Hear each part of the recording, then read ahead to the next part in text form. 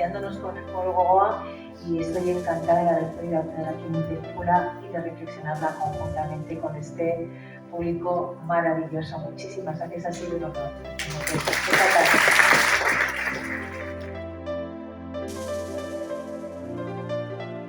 Gracias, como decía, al Ayuntamiento, y gracias a vuestro instituto, que rápidamente aceptó la posibilidad de que hoy pudiera verlo con vosotros. Pues una charla de sexualidad, yo me acuerdo que llegué a mi madre, pues se lo conté y no le gustó, es más, le molestó muchísimo. Que un cierto porcentaje de mujeres que aparecían en esa pornografía, en varios casos eran o violadas o si no, pues era sexo consentido, pero después como que no le pagaban nada. Que lo de la igualdad nos va a hacer más felices a las mujeres y a los hombres. Claro.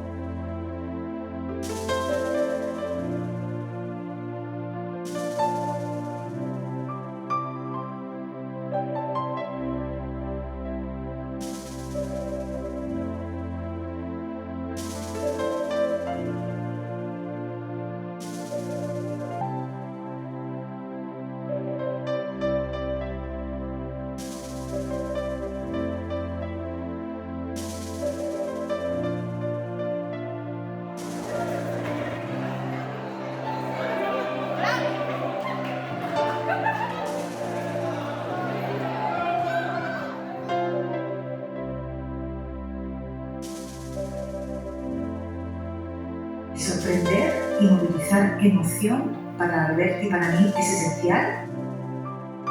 Hola Irma, acabo de salir de ver el documental y estaba un poco emocionada y todo.